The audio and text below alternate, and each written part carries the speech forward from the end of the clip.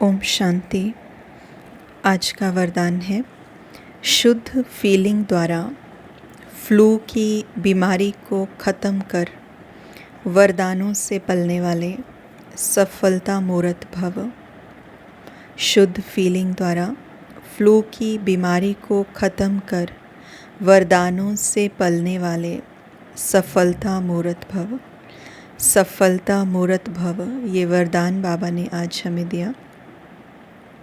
सफलता मूर्त हम कैसे बने उसको बाबा ने समझाया है। सभी बच्चों को बाप दादा की श्रेष्ठ मत है, बच्चे सदा शुद्ध फीलिंग में रहो। सभी बच्चों को बाप दादा की श्रेष्ठ मत है, बच्चे सदा शुद्ध फीलिंग में रहो। मैं सर्वश्रेष्ठ अर्थात कोटों में कोई आत्मा हूँ। मैं सर्वश्रेष्ठ अर्थात कोटों में कोई आत्मा हूँ। मैं देव आत्मा, महान आत्मा, विशेष पार्टधारी आत्मा हूँ। मैं देव आत्मा, महान आत्मा, विशेष पार्टधारी आत्मा हूँ। इस फीलिंग में रहो तो व्यर्थ फीलिंग का फ्लू नहीं आ सकता। जहाँ ये शुद्ध फीलिंग है वहाँ अशुद्ध फीलिंग नहीं हो सकती। इससे फ्लू की बीमारी से और इससे फ्लू की बीमारी से अर्थात मेहनत से बच जाएंगे और सदा स्वयं को ऐसा अनुभव करेंगे कि हम वरदानों से पल रहे हैं और सेवा में सफलता पा रहे हैं। मेहनत से बच जाएंगे। कई बार होता है ना कि फीलिंग आ जाती है, हम अपसेट हो जाते हैं, परिस्थिति का प्रभाव हमारे ऊपर आ जाता है। तो इसीलिए बाबा ने आज कहा कि श्रेष्ठ मत दी है। इस लाइन को हमें पकड़ना है कि बच्चे सदा शुद्ध फीलिंग में रहो। क्योंकि होता क्या है कि हमारे अंदर दोनों तरह के थॉट्स चलते हैं, लेकिन एक टाइम पे एक ही स्पेसिफिक काइंड ऑफ थॉट्स चल सकते हैं। अभी हम बैठे हैं, अभी हम सोच रहे हैं, तो एक ही तरह के क्वालिटी के थॉट्स, या तो वो पॉजिटिव होंगे या वो नेगेटिव होंगे। क्वालिटी, संकल्प बहुत सारे चल रहे हैं, लेकिन उनकी जो क्वालिटी है या तो वो पॉजिटिव है या वो नेगेटिव है।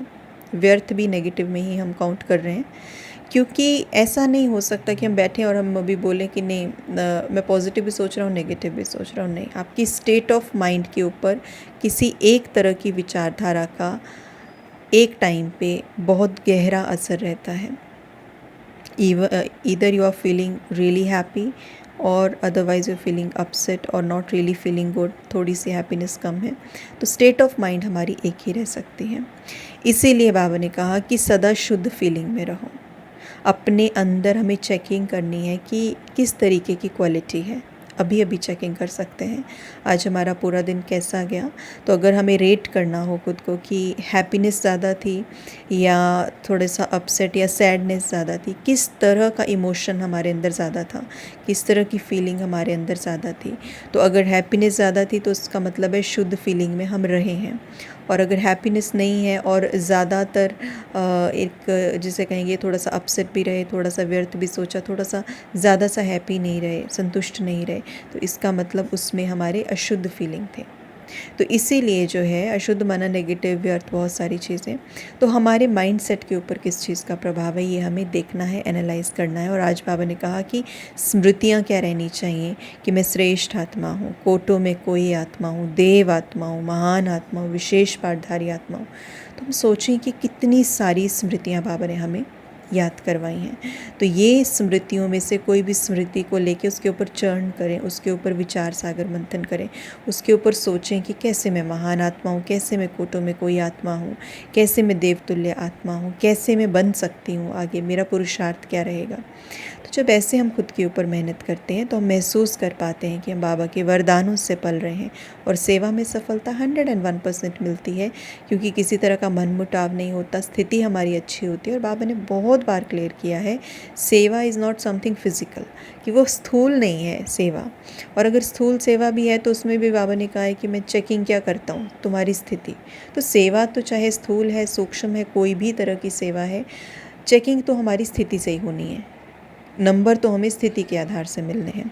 तो इसीलिए अगर हमारी मेंटालिटी, अगर हमारे अंदर, हमारे जहन में, मन में, बुद्धि में बहुत अच्छे तरीके से हमने विचारधाराओं को भरा है और श्रीमत को भरा है, शुद्ध फीलिंग है, खुद को बदला है हमने, तो सेवा में सफलता डेफिनेटली हमें मिलती है। आगे बाबा ने स्लोगन दिया, संगम युगी मर्यादा पुरुषोत्तम बनना। संगम युगी मर्यादा पुरुषोत्तम बनना, यही ब्राह्मण जीवन का श्रेष्ठ लक्ष्य है।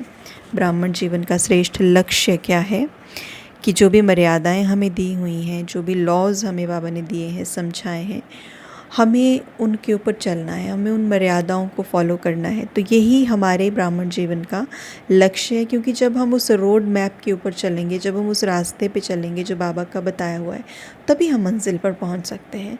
अगर हमने रास्ते पर हमने वो चीटिंग कर ली कि नहीं, कभी बीच में इधर चले गए, कभी उधर चले गए और रास्ते को छोड़ दिया ना, तो हमारा समय बहुत व्यर्थ चला जाएगा, हमारी एनर्जी बहुत व्यर्थ चली जाएगी और मंजिल से दूर हो जाएंगे, समय लगेगा पहुंचने में। इसलिए इट्स वेरी इम्पॉर्टेंट कि हमें उन मर्यादाओं के ऊपर हमें चेकिंग करते रहना है अंदर।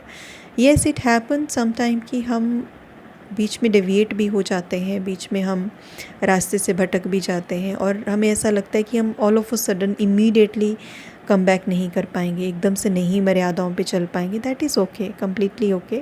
थोड़ा सा समय हम खुद को दें, but then we need to come back again. दोबारा फिर से हमें उस पुरुषार्थ पे लगना है। This is really very very important. तो इसीलिए मर्यादा पुरुषोत्तम बनना है और यही हमारे जीवन का श्रेष्ठ लक्ष्य है। ओम शांति।